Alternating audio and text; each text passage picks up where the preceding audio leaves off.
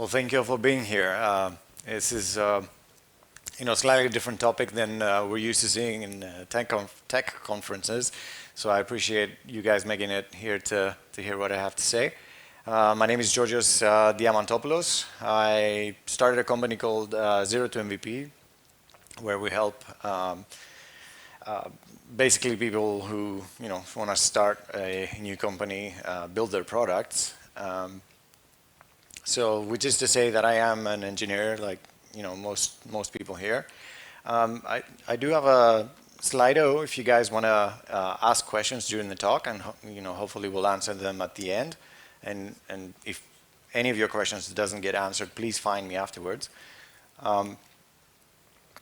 The story of how I got here to speak about this is that before COVID, I was very active. I was actually working towards getting some fitness certifications, and I was doing a lot of this, a lot of yoga and weights and a number of things. And then COVID came, and our company was, we had just started, and we got really anxious about whether we're gonna survive after COVID, changed our lives. And I started working a lot more hours. I stopped working out. I didn't go out like many of us. I gained weight because I was watching Netflix and eating more, and I hurt my knee. So none of those things were really severe. Like I didn't gain 50 kilos. It was, I don't know, maybe 10 or something like that. But in combination, it was a very very difficult complexion of things, because my knee injury meant that I couldn't exercise, and then I couldn't lose weight because I didn't exercise. But also, my knees didn't get better because the weight wasn't coming off. And so I ended up like this after COVID. And after speaking to some people, in our peers, basically, I realized that a lot of us have the same kind of challenges, and I thought, why not start talking about it? Let's have that conversation. So, just a short disclaimer: this is not medical advice. Please do your own research and apply, good judgment. I have two images of anatomy. Nothing that I consider very gross, but is there someone who kind of feels that that could be very negative experience for them? Okay, nobody. Great. So for me, it all starts with this statement that I'm guessing most of you have heard at some point in your life, that you just sit all day. You don't do all that much.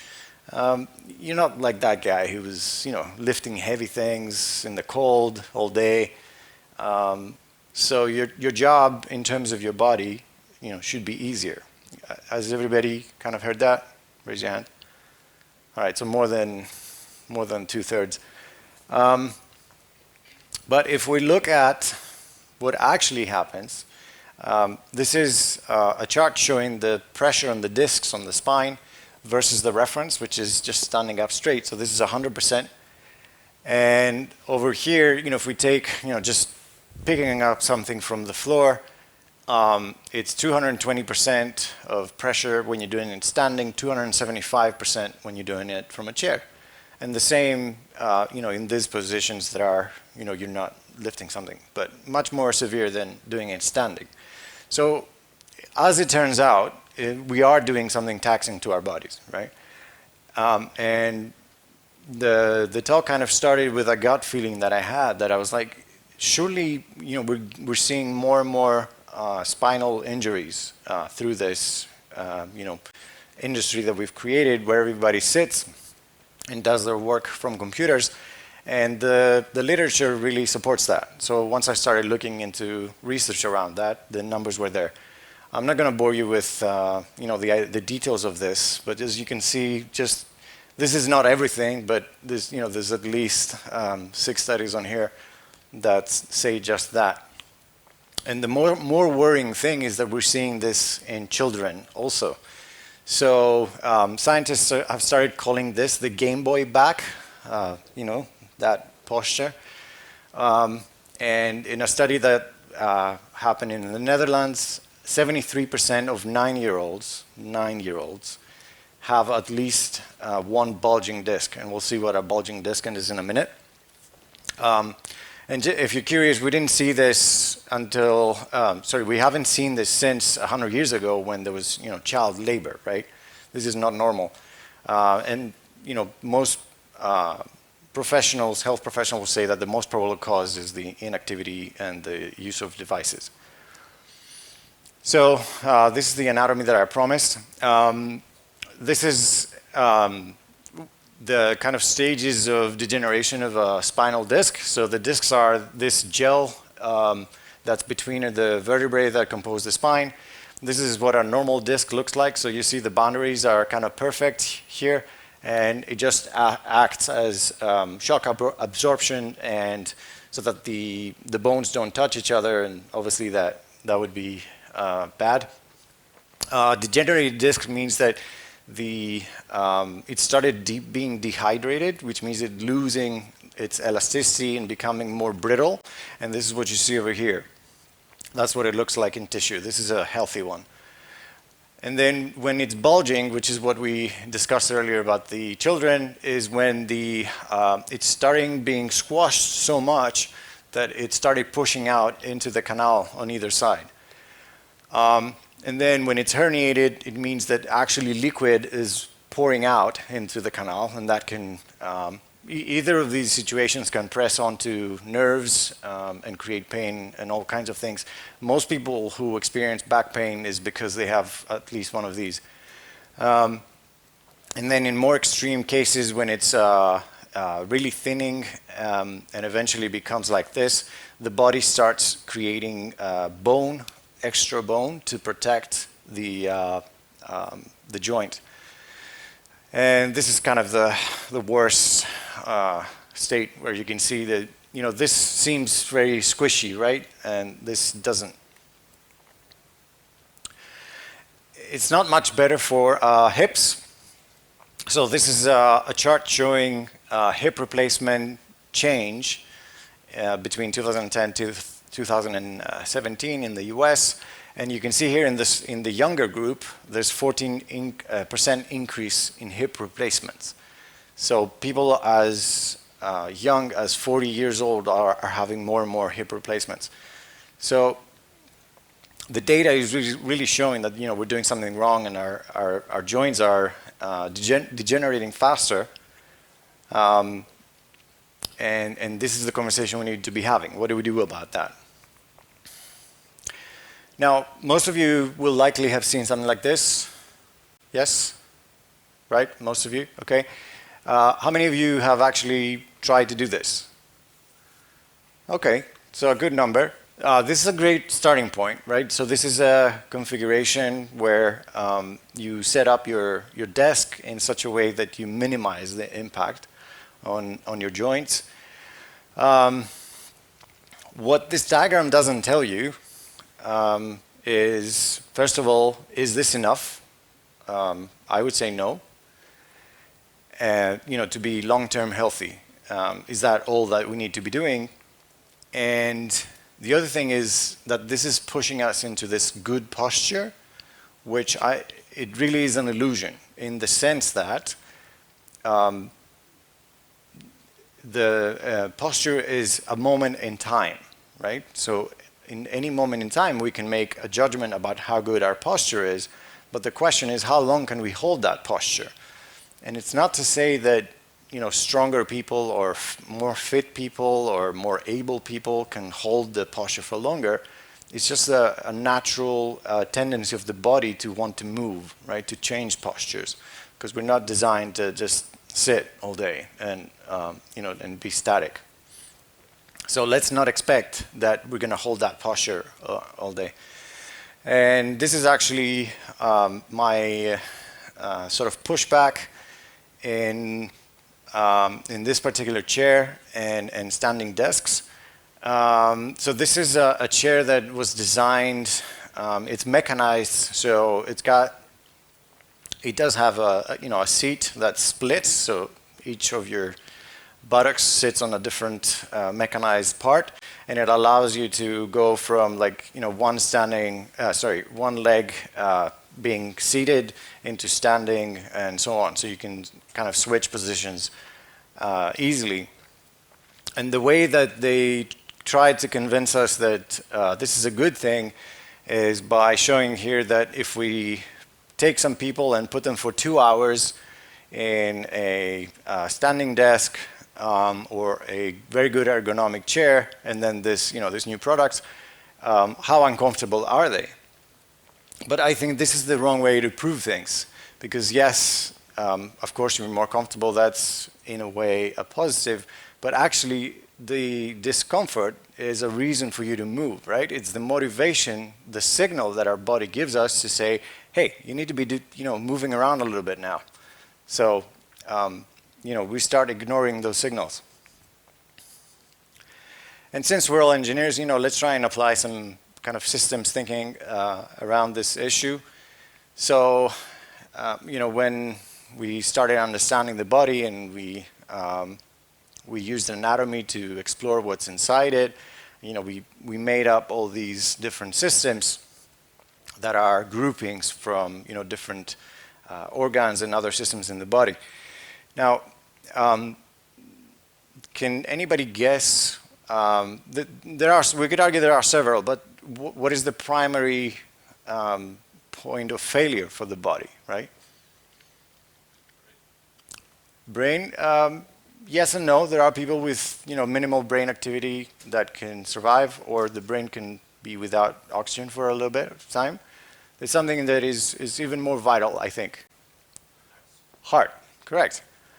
So the heart, I argue, is even more vital because it has the job to be a pump that exchanges nutrients with waste products, right? So the blood goes to most systems in the body, takes away what we want to throw away, and takes it to kidneys and whatnot, and then puts back things that hopefully we've eaten that are good and necessary. Now, when we sit down, the circulation is severely decreased because actually the heart needs the help of the muscles to do its job, right? It is the most powerful muscle in the body, but it's still, when you sit for a long time, it still needs help. And there are some areas that actually don't have a blood supply, which we'll see in a minute. And there's also this largely ignored part of our bodies called the fascia, which is this connective tissue that you see on the top over there that actually connects really everything, right? So it's between the skin and the fat and the muscles, between the joints and the muscles. It really fills up everything that we've dissected away and put in a book. All those pictures that you see of the skeletons with the muscles and all of those. Over that, there's a cocoon of fascia, and we're finding that it has many different functions, which is also to deliver nutrients and so on, but also to transfer force. So when we sit down, this is what happens. So normally, it looks like this. It's a nice lattice that is, it's kind of like woven. And then when we sit down for very long times, it becomes tangled up, which means that also chemicals get tangled up. The toxins that we might hear in kind of self-help stuff. So there's also, this is a picture of a joint, and this is the synovial fluid over here. And this is very important because it lubricates the joints. Again, like the discs on the spine, it keeps the two bones from rubbing onto each other, and also has the function of delivering nutrients and taking away waste products. And the reason why this is so important is because this blue part that you see here doesn't have a blood supply, right? So the red part on the outside does. But we rely on the synovial fluid to take nutrients in, waste products out. in this part of the joint, so all joints. And also movement stimulates the lymph nodes as well, which also do that kind of cleanup. Now there are more things at play here. So this is a picture depicting what happens when someone shot a gun, right? So this guy is standing with his back, and someone behind him shot a gun. And this is it's called the startle reflex, which is a neurological pattern, right, that exists for millions of years in us, where, you know, if there's danger, we sense some sort of danger, we just go.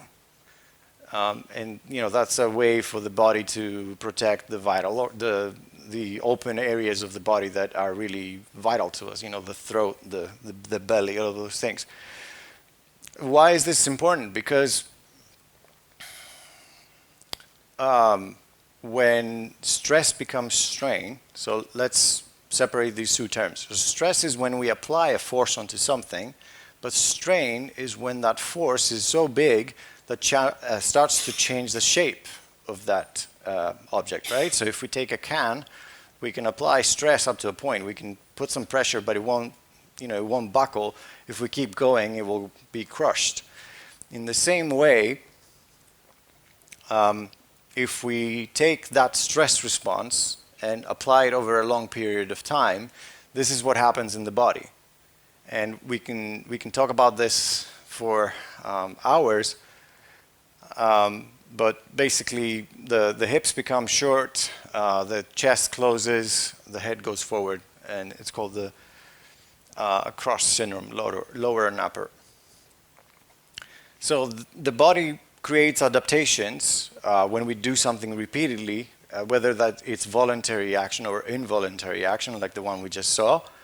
And it doesn't matter if that adaptation is damaging in the short term or useless in the long term, right? So the body, other than our conscious mind, doesn't seem to have a mechanism to say, well, we don't really need this, so we shouldn't do it.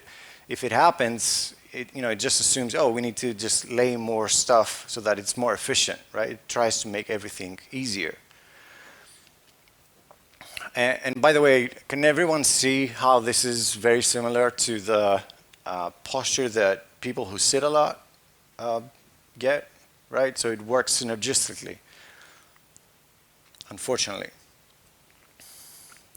This is a photo from an example for this software used by health professionals to draw these lines and find the imbalances that have been created from adaptations over time. So if you see this for the first time, you might go, well, she has some sort of issue, but there's nothing, she wasn't born like this, let's put it like this, right? So this stuff happened over her period of life, and she did things too, consciously, that created these imbalances that you can see that are, can be quite severe. So look at her shoulders, the angle in her hips, the spine, of course, how the angle here on her neck, and so on. And this might be, well, is really obvious when we see it, and this person is, just standing in their underwear, and we draw these lines over them.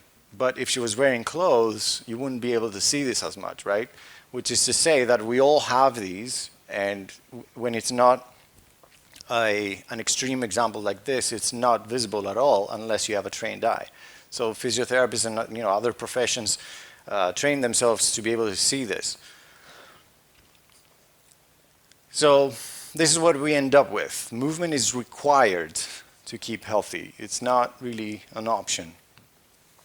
And when we get to the point where surgery is the only option, right? So we let it just go that way. This is how it's usually treated. So in the case of the spine, they usually go in and put pins screws above and below the disc that has the problem in order to create space, and the two bones won't touch, which is, I presume, very painful. Obviously, I haven't had this, but I know some people who have, and there was a lot of pain involved in doing the operation. But the worst part is that the vertebrae, the discs above and below then become immobile, so they also degenerate faster. So it becomes a chain effect.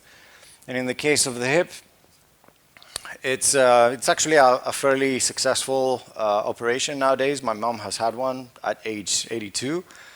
So hopefully, if any of us needs one, it will be at that kind of age.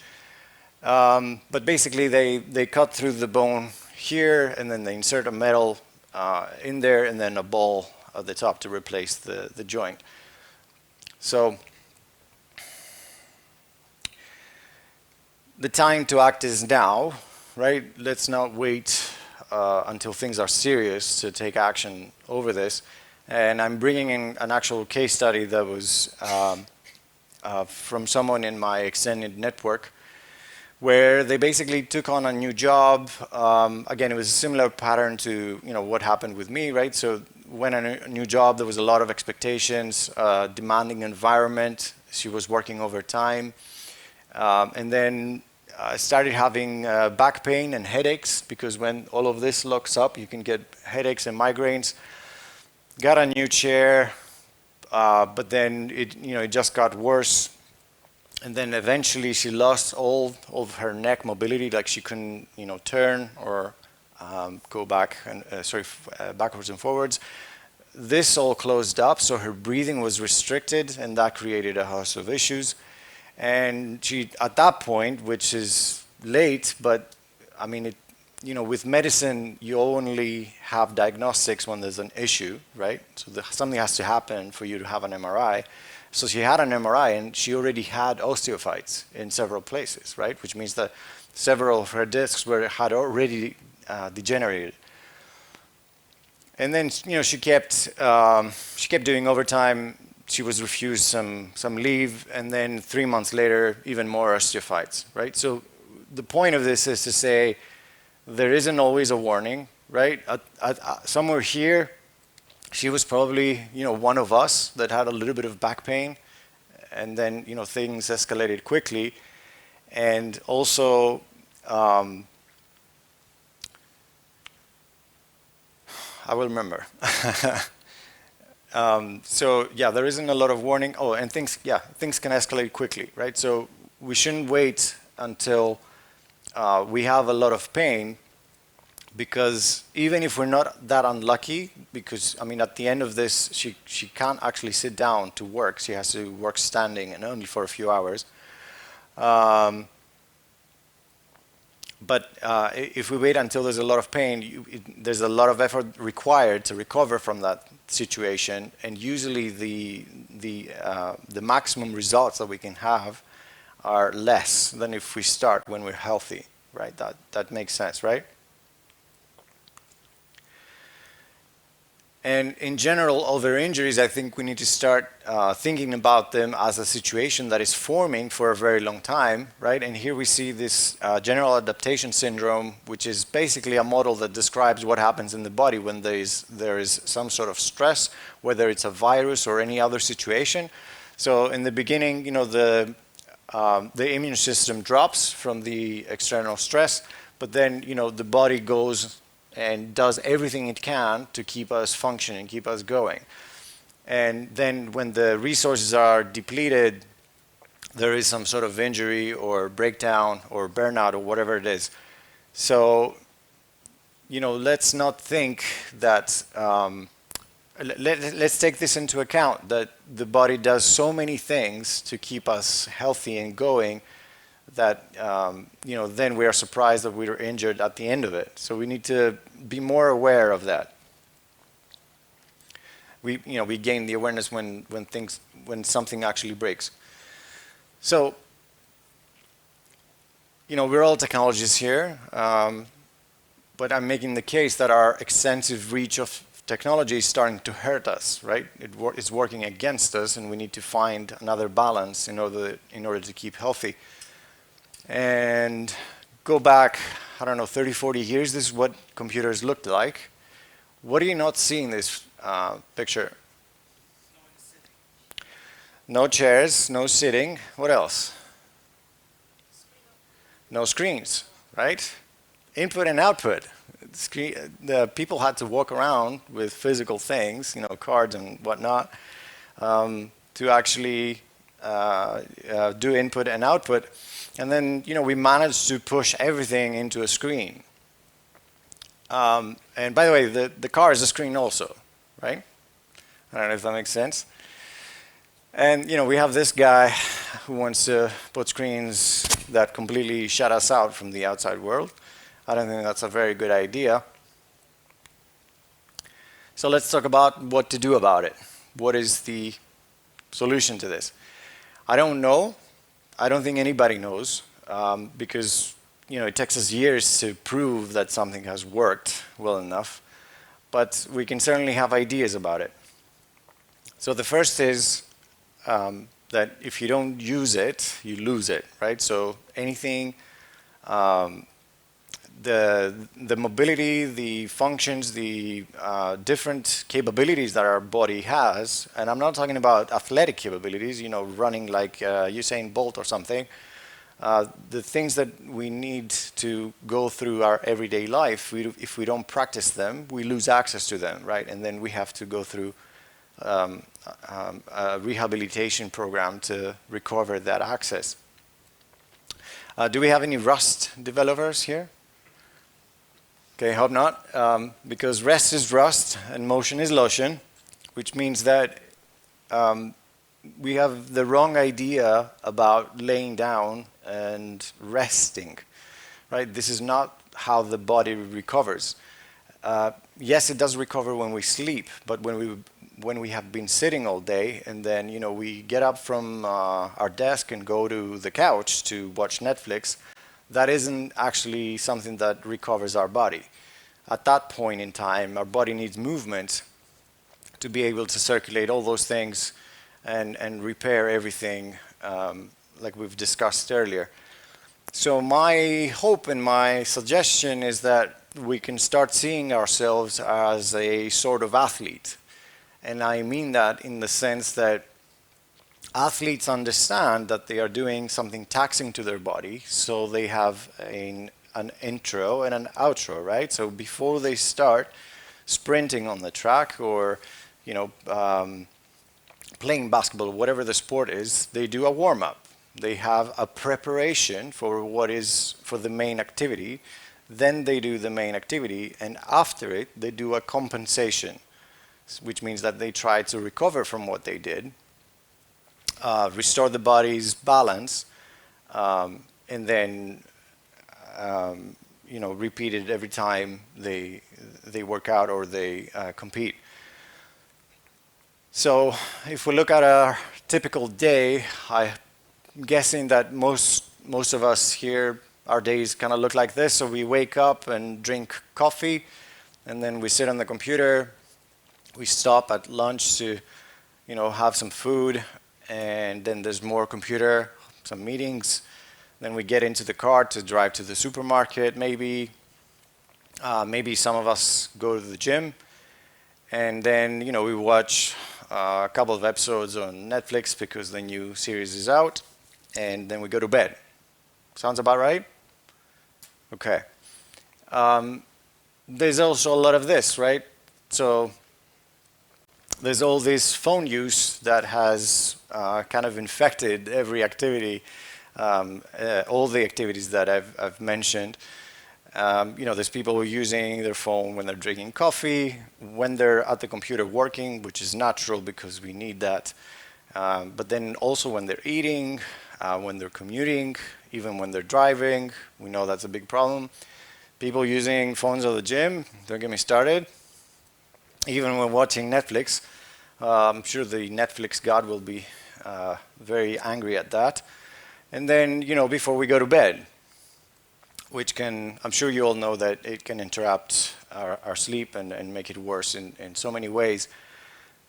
So hopefully we can go back to a little bit like this, where we've removed the unnecessary, if you like, use of our phones, of our computers, to the minimum required. And maybe we don't watch so much Netflix. Maybe we take a stroll or we do something social, because that can, will also include movement. Getting ready to go out, going out, meeting other people, and so on. And going back to what I was saying, I was thinking of ourselves like athletes. I think we need to start our day with something that promotes blood flow, right? So whether that's a walk, a small, easy, workout routine, nothing that gets you like really sweating down, right? That's not the point. The point is not to, get up from the bed and go straight to the chair. Then anytime we take a break and we get up from the chair, to maybe have a little bit of a stretch. Again, not a formal session, not going and stretching for 30 minutes and trying to do the splits, nothing like that. We don't all need to be athletes, right? In the accepted meaning of the word, but we can do a little bit of stretching just to undo what we've done as we were sitting. And then, maybe we don't drive to the supermarket. Maybe we walk there, or we walk to get the food instead of ordering it on Uber Eats, or maybe we cycle than the Uber guy. And something also very important is to work on our joint mobility. Now, joint mobility is largely, mostly trained by martial artists at this point in time. There are people who are trying to make it kind of a more popular practice. But we're talking about very simple exercises that move the joints and create that lubrication, the movement of the synovial fluid that we discussed earlier, to make sure that they have access to nutrients, take the waste products away, all that jazz, right? So just as a very quick demonstration and for you to experience that it doesn't have to be something big, but it can have a big impact. Now, it's 4:46. You've been sitting all day. And let's try a small exercise with our wrists, okay? So just make a fist with one hand, just an open fist. It doesn't have to be too closed. Then stick your index finger on the other side like this. And I'm going to grab my index finger, but I let it loose so that it can go like this. And then keep your elbow close to your body, but then move your wrist up and down.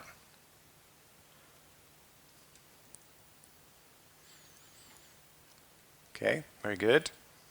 Everybody's doing it correctly. Now try to make the movement smooth, right? Don't get stuck. The point is not to go to the end. The point is to do the movement. So the more smooth it is, the better. And now let's try from neutral. Let's go to side by side, right? So just left and right. This is going to be more challenging for most people. There's a lot of clicks. I can hear them. That's good. All right, and now let's put together the 4 points that we've visited so far, right? So go up, side, down, side, up, side, down, side, up. Keep going. All right, and then smooth it out. Make it a circle. Again, we're looking for kind of smooth and easy movement. And let's do the other side. So we go up again, other side, down, side, up, side, and smooth it out.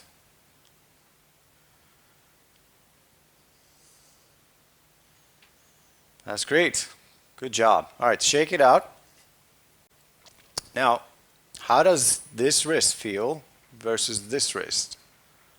Just shout it out. Warmer? What else? Mobile, okay. Light? Great, right? So very simple stuff.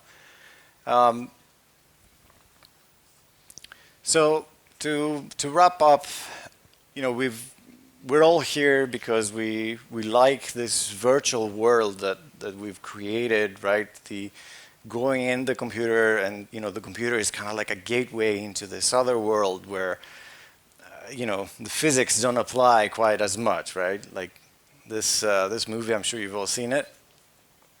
But we need to also remember that we're still physical beings, and hopefully our bodies are not just vessels that transfer our brains from screen to screen, right?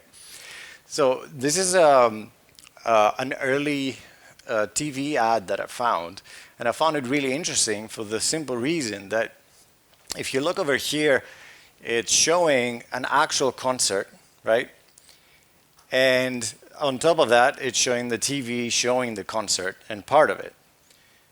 Now, if you kind of see it from a consumer perspective, this is saying, hey, this concert is happening, but you can't be there, but you can watch it on the TV.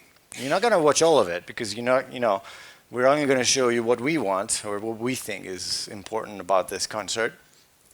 But you get access to it. And somewhere along the line, I think we've kind of lost track that, the thing is this, the experience, the full experience is being at the concert. But the TV gives us access just when we can't be there, right? There's a reason why we can't be there. And that's why we're not going. And I think we need to go back to this and realize that the full experience includes our bodies and has activities that takes us places, and hopefully that will help us restore some balance. We're also starting a small project that we're calling State of Health, and the idea is to be like the Stack Overflow survey. The ones that have seen it, it's a survey where Stack Overflow will collect information about salaries and popularity of different technologies. But in order to have this conversation more effectively, we're saying, well, let's see how many people have back pain issues, how many people have set up their desk ergonomically or know how to do that. Let's collect some data so we can have some more meaningful conversations, and hopefully we can raise some more awareness and get, companies or governments to do something, because now there's a lot of us who are in this position. So if you are interested, please sign up in the QR code. And one of you who sign up today will win a mobility session, a full mobility session with me, probably virtual because we're probably going to be in different countries. And then tomorrow, I propose to the conference that we do a workshop, and we show some more exercises like the one we showed today. So if you would like to learn those, please come along. It's free to join. It's at 12:05 in Epsilon. And the QR code is on the right where you can follow me. Thank you so much.